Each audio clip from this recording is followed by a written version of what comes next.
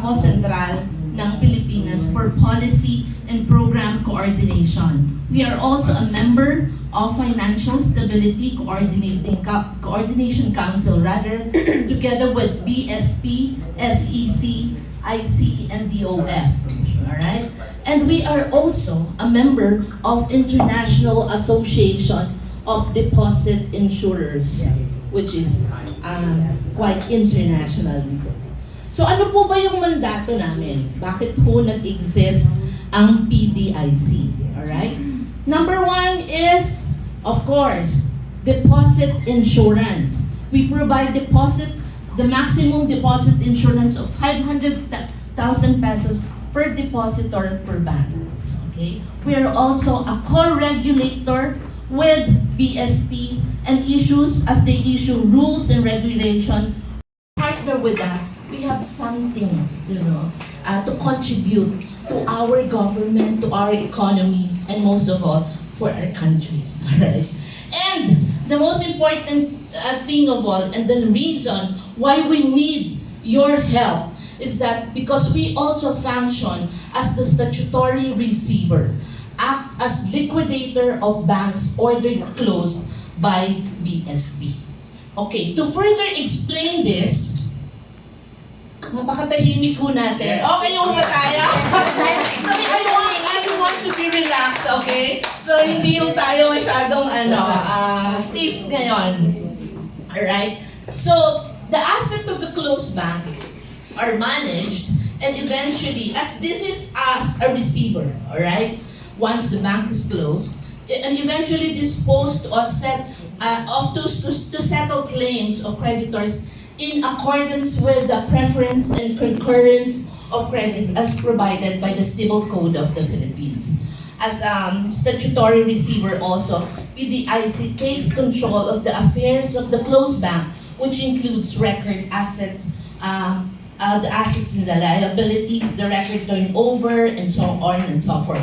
The PDIC also collects loans from borrowers of the closed bank and liquidate its remaining asset in order to settle the bank's obligation to its creditor. Now, ngayon, yung susunod ko pong PowerPoint will give you the means on how we dispose this asset, this so-called asset, so that in return, we will be able to settle the claims of the depositors of the bank or the creditors of the bank.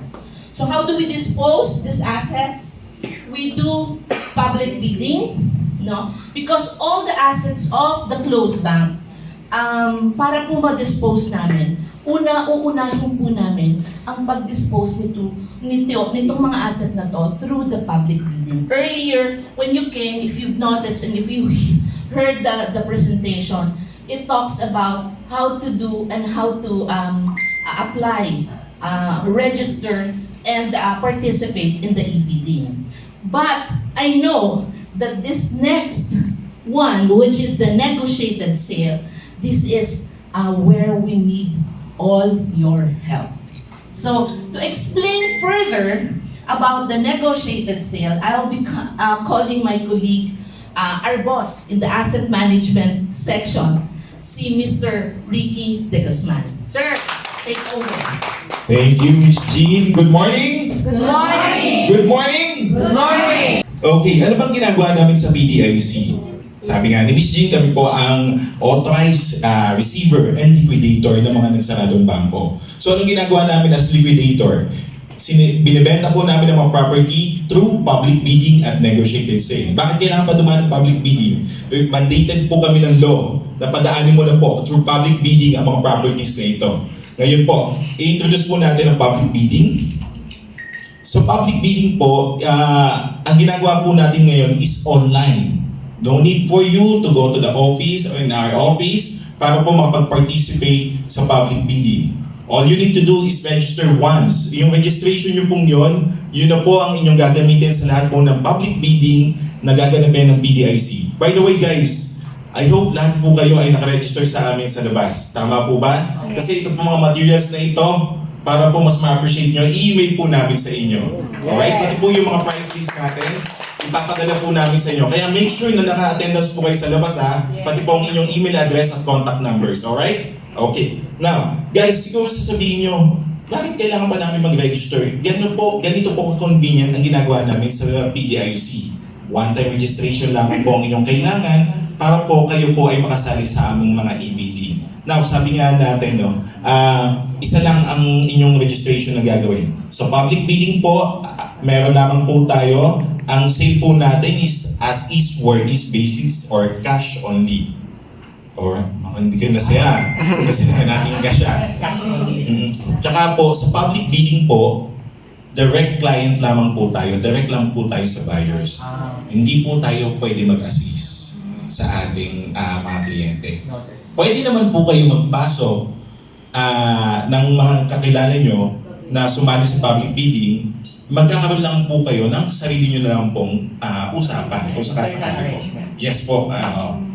Hindi naman po yung pinapakailaman na ng PDIC. Alright. Next po.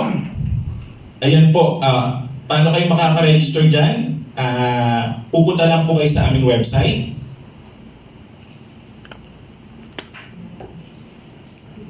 Yan guys. Iba pala yung kinapit. Sorry.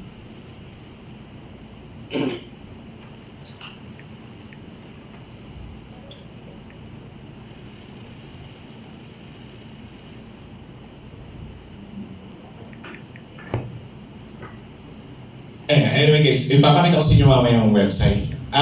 Sa website po namin, napakadali lang pong gamitin kung kayo pa gumagamit ng TikTok, Facebook, o iba pang social media. For sure po, kayang-kaya nyo na po yan. And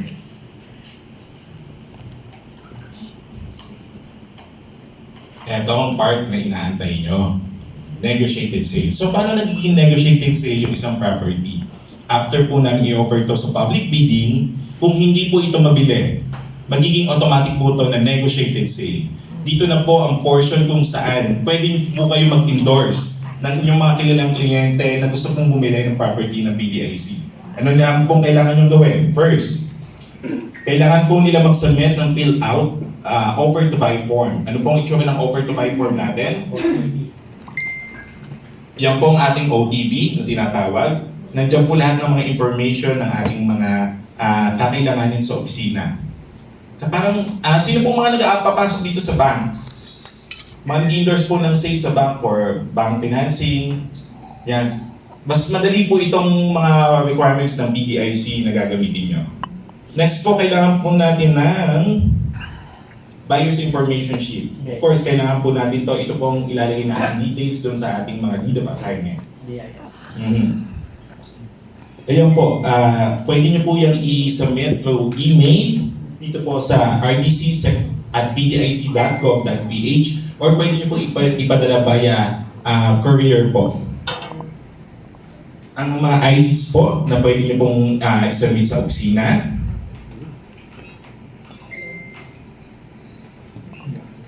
We will be distributing the same document. Okay. And gaya nga po na sinabi natin kanina, gaya nga po na sinabi natin kanina, iba-iba pong properties ang binibenta ng PDIC. If meron po kayong ipapasok na benta na agricultural land, aside po sa valid ID, kakailanganin po natin mag-submit ng PARO certification. I hope lahat po kayo ay familiar na sa PARO. Yan, alright. Tsaka po itong affidavit of aggregate land holdings na hindi po siya nagmamay-ari ng more than 5 hectares na lupa. Hindi pa ko. Now, siguro tatanungin, ano-ano ba mga properties na available dito sa Pangasinan? Ito po ang mga listahan nating properties na available dito sa Pangasinan. Meron po tayo sa Aguilar, Bayambang, Bolinao, Burgos, Calasiao, Dagupan, Lingayen, Mabini, Malasiki, Magandang, Mapandan, Pozorubio, San Carlos, San Jacinto, Santa Barbara, Santo Tomas, Umingan at Villasis. Yan po ang composition ng mga properties na natin na meron dito. Pero sa ating pong padating na public bidding sa December 6, ito po yung mga prime properties natin na nandito sa Pangasinan. Meron po tayong isa sa Calasiao, malaking improvement po ito, malaking opisina po ito ng dating bangko na nagsara. Meron po itong existing na tenant na Smart, kaya for sure, kung sino man yung makakabili, meron na kayong passive income na confirmed doon. At meron din pong isang tenant na nag-rent doon sa isang floor doon sa third floor. Good morning, ma'am. Way back.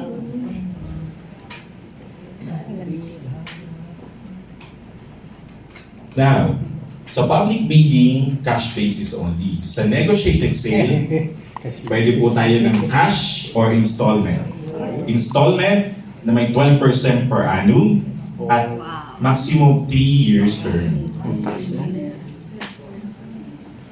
Sa bank po ba, ano po kayo ng ongoing rate ng interest? 7, 8. 7. 7.5. 7.5. Maximum of 8. 8 years. Ay, hindi.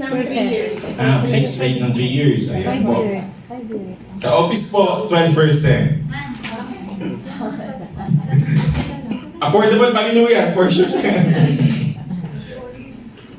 Okay. All offers po shall be evaluated and presented to the designated approving authority for approval po.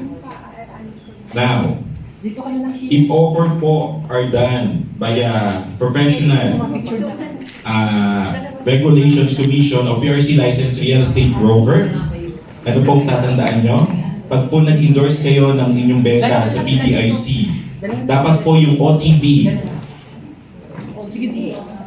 dapat po yung offer to buy, nandito po ang inyong pangalan. Nang registered po tayo ha.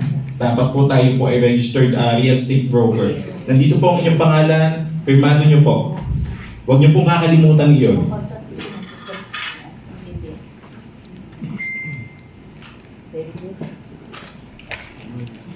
Anong mga kailangan nyo i-submit para makaklaim kayo ng inyong mga commission? Ang PRC certificate registration nyo as rep, and valid PRC professional identification card. Next po, valid government issued ID, tsaka yung inyong BIR form 2303. Meron ka lahat, bro. Yeah, ready na si Sir, ha? May ready na kayo. Mukhang magpapasok na kayo anytime, ha?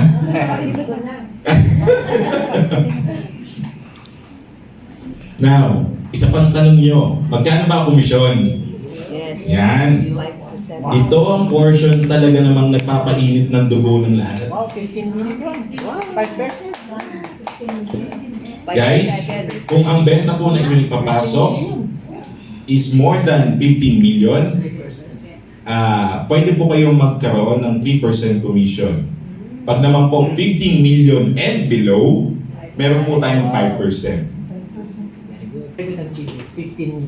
Wow. Sir, may tax po ba yun? Yes naman sir, dahil tayo po ay government. Opo. Kaya po yung mga sinabi natin mga requirements nyo, ipapadala nyo po yung kasama pag kayo po ay makiklaim na.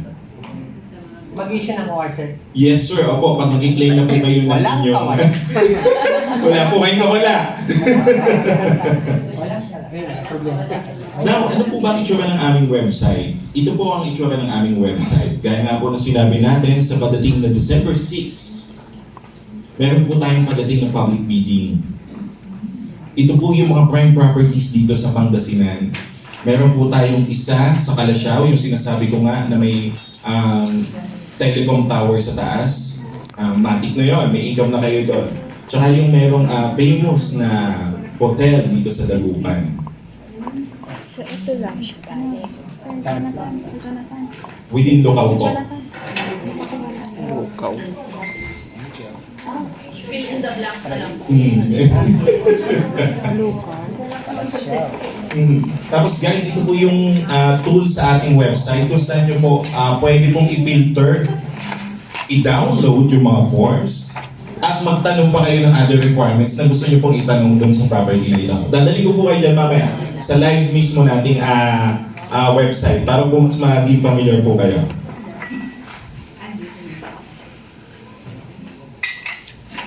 Ito po ang ating website.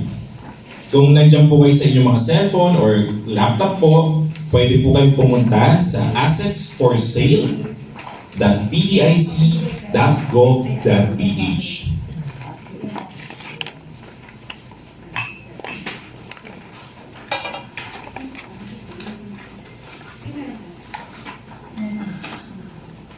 para po kayo ay maka-join sa e-meeting natin at maka-receive po kayo ng regular notification, kayo po ay mag-register sa aming e-meeting portal na nandito po sa kanang taas. Ito pong box na ito.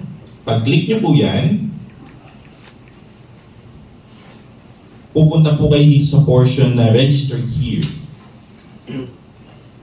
Yan, dyan po kayo papasok. The usual po, yung mga basic information lamang po ang kakailanganin dyan. Ngayon, pag kayo po ay nasa ating PDIC Assets for Sale website, ina-navigate ko lang po kayo dito sa ating bidding ha. Ito po. Yeah. Ito po ang itsura ng aming public bidding. Now, tatanong nyo, sir, ano ba yan eh? December 6 pa ang bidding. Pwede na ba ako mag-submit ng bid? Pwede po kayo mag-register na ngayon. Ngayon pa lang. Pero ang submission po ng bid, pwede po kayo mag-submit na starting December 5, 9 a.m. Ang cut-off po nun is December 6, 1 p.m. Ito po ang mga details ng property na for public bidding natin. Unahin po natin yung nasa Calsiao. Isa po itong commercial with improvement. Familiar kayo sa building? Yan. Tsaka yan po yung tinutukoy ko, yung may tower po sa taas na... Parang RBCP yung tsura.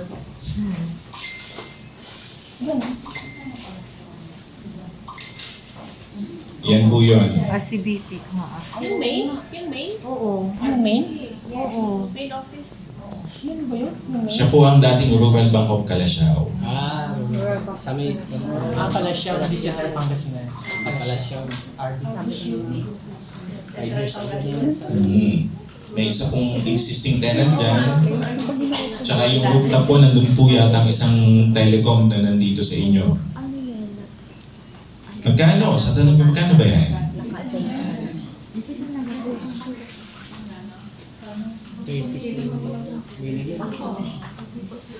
Ito po ang details ng property.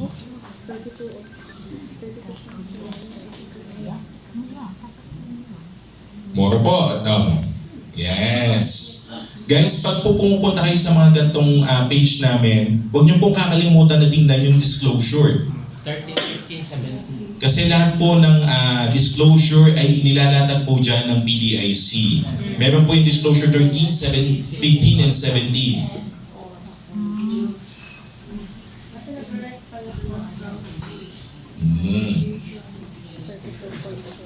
Pupuntahan naman natin yung dalawang property dito sa Dagupan.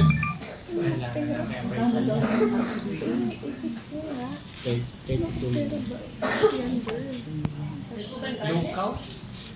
Dagupan Village. Dagupan Village. Dagupan Village. Yung ano lang po, Dagupan Village. Village. Yes. Dagupan Village po. Siya po ang isa, silang dalawang properties po ang for public bidding po this December 6. Na-close na po sila? Close na po sila? Nandun pa rin po sila. Mga po nandun pa po sila. Tumatanggap ng Tapos na yung kwansa, tapos na yung 1-year redemption period. Tapos na po. Kaya po, ino-offer na po natin siya for public bidding. Pero still the property in the name of the bank. Cancel the lease under the name of the bank. And how much? Mga gigil na.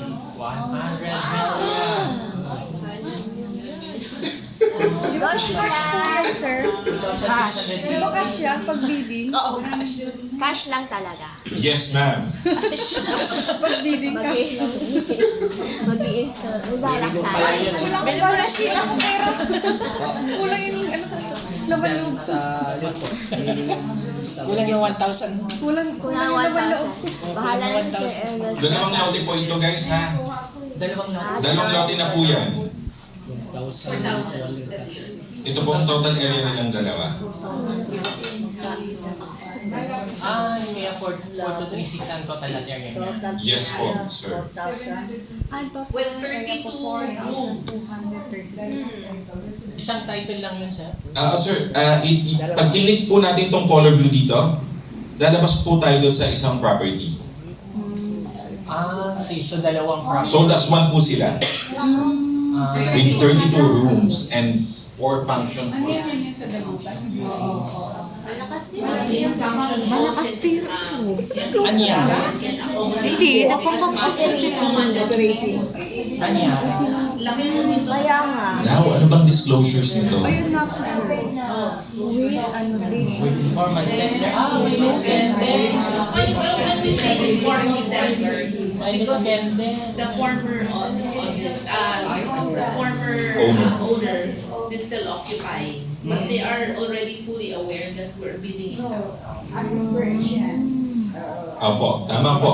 As is where is po tayo. Problema mo. Hindi ka mga problema. Itinandaran sila.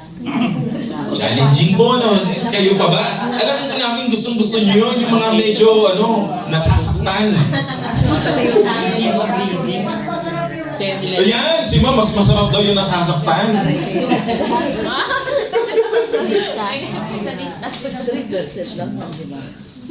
Medyo challenging po ito, pero pag naipasok nyo naman yan, 3%. Wow.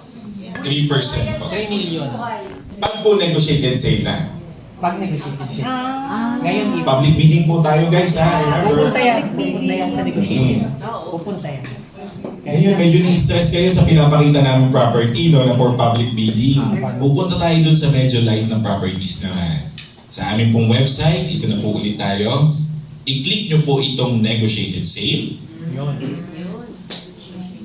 Hanapin nyo po yung area na gusto nyo pong puntahan. For example, dito po, all properties po dito po sa part na to, sa Maynilao. I-filter po natin. Mag-name po, ano po kayo, magsabi kayo ng lugar. Dito, Dagupan. Baguio. Baguio, meron din tayo dyan sa Baguio, sir. Mm. Dagupan. Dagupan. Dagupan.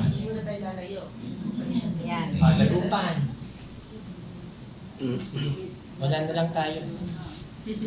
Nabilhin joke. Ang daming bibilin sa press RT. Yung mga developers natin dyan, na tahimik lamang. Yes! Mga tahimik dyan. Kung meron po kayong price range na gusto din, pwede nyo pong i-navigate itong bar na ito, itong bilog na ito. At click nyo po itong find.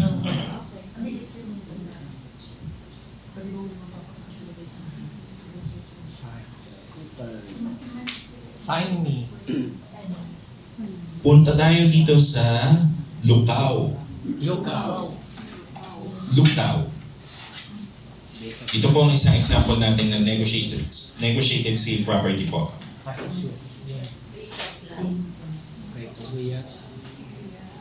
Isa po siyang residential property na may area of 214 SQM. To 140. Minimum disposal price, 98 ba yan? yes po, 898,800. Press, nabili ko. Wala pang 1 million. Oh. Yes sir. Kaya mo na yan. Sir, paano kunwari i-check yung property? Paano po pag saan lugar kami Sa yung nakahala? ocular. Yes. Ma'am, actually, to be honest with you, yan din yung mga tanong sa amin. In-encourage po namin yung, kayo mga katulad kinyo, na kayo yung pumunta sa site. Providean namin kayo ng pwedeng magamit yung mga documents kapag pupunta kayo sa site. You see that's the document, sir. Sir, opo, kailangan lang po i-prompt natin sa office kung anong particular property ang gusto nyo sanang puntahan. Specific. Kung gusto nyo humingi ng copy ng title, nung vicinity map, pwede po. Kung may improvement po, kung ito po is may security guard kami on site, i-coordinate po namin kayo na bibisita po kayo. Sir, may office daw po ba kayo dito? Wala po ma'am, gusto nga namin na magka-office kahit regional offices. Unfortunately po, lahat po kami is nakabase sa Makati. Nagkakaroon lang po kami ng temporary office sa mga areas kung saan po nagkakaroon ng closure ng mga bangko. Ayun. Now, ito po, guys. Yan. 898,800 pesos. 214 SQM. Parang ang hirap po lahat kung saan sa loob. Yeah, ma'am, kaya nga ma'am, ano po, if ever po may mga ganito kayong mahahanap na property, Fish pan na yun, fish pan na. Landmark, then wala nakalagay na dito. facility, ma'am. May mga available tayong property na ganun, ma'am. Kaya lang, ma'am, may mga property din tayo na ganito lang. Yan lang po yung property details na makukuha natin. Pero kung mayroon naman pong vicinity, ma'am, pwede niya naman pong i-request sa office. Dito po, ma'am, inquire. Kanya-kanyang research na lang yung foundation. Yan lang. Challenge niya. Yan. Sir, ma'am, pinindot natin yung inquire, di ba? Sana meron sila yung... Pagpunta niyo po dyan, nandito na po yung particular property na nire-request nyo. Dagdagan nyo na lang po itong description sa babang ito kung ano pa ho ang gusto nyong document. Pwede po yun. Basta po may available kaming document sa office, ipoprovide po yan sa inyo. Kung gusto nyo vicinity map nga, kung may lot plan, copy ng title, kung may available po tayo. Challenging po, di ba? Alam ko naman po na yung mga ibang developer, pag lumalapit sa inyo, anytime may dala na kayong subdivision plan. Medyo ito po kasi yung mga profile ng ating property sa PDIC. Pero hindi naman po lahat ganyan. Huwag kayo sabihin, si Mama tuloy si Ma'am Prince. Ayan po, pag po meron na kayo napiling property, type nyo lang po dyan kung anong gusto nyo pong hinging dokumento at isend nyo lamang po yan sa aming office. So yun po guys, no, ang ating negotiated sale. We hope po na meron po kayong nakuha sa amin na mga makakatulong pa o nakakapagpalinaw pa sa inyong mga katanungan kung paano ba mag-transact sa PDIC. And if ever po may mga tanong po kayo, feel free po. We will open up po the floor for Q&A po. Yung sa inquiry, sir, mabilis nilang sagot sa mga... Yeah, ma'am, dahil medyo volume din tayo, more or less, siguro within 3 to 5 days po, makaka-reply naman po sa inyo. Hindi mo na buwanan. Our team will make sure that the replies. Aside po sa real estate, meron din po tayo mga transportation equipment, generator set, FFEs, sample na natin. Recently closed.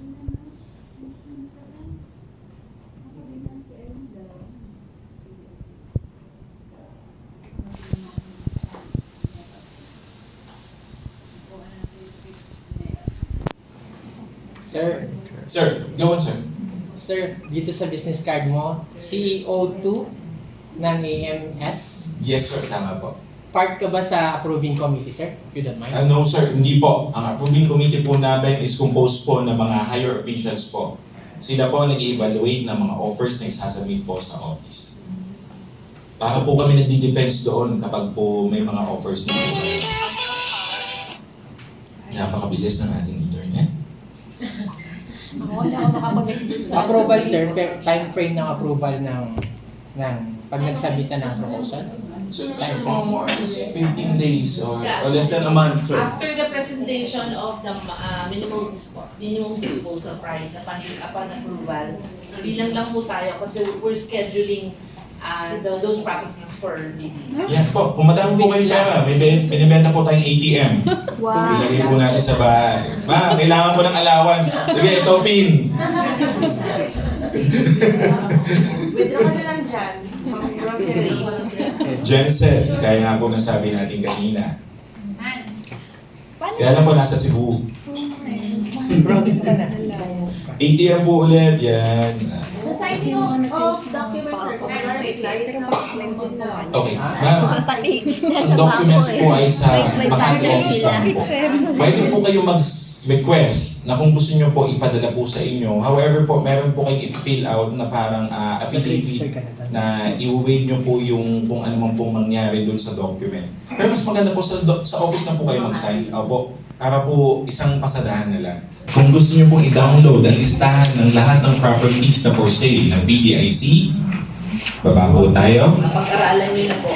Download center. For sure, hindi nyo papansinin yung public bidding.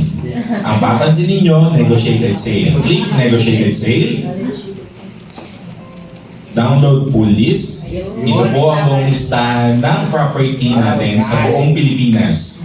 Luzon, Visayas, and... Save nyo po as Excel. Save as Excel. Opo sir, para po ma-filter, mas mabilis nyo ma-filter kung saan po yung property na gusto nyo. Yun. Very good. Classify na siya. Delete. Kaya yung iba. Filter. Bro. Think of it, bro. Oh. 25 versus 5%.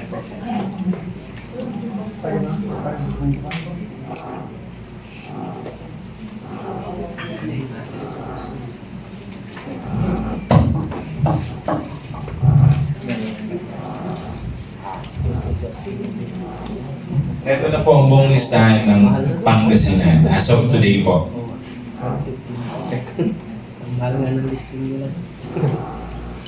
Huwag niyo pong kakalimutan yung disclosure part ha. Nandito po yun sa side na ito. At ang equivalent naman po ng mga numbers na yan ay nasa second sheet po pag dinownload niyo po. Yan. So that's about it for our PBIC meeting, after which they gave us our souvenir. And then we headed to J Cafe along the same street to meet with Ayala Land Corporation to update us on the recent and upcoming projects within and around Metro Manila and North Luzon. If you found this vlog insightful,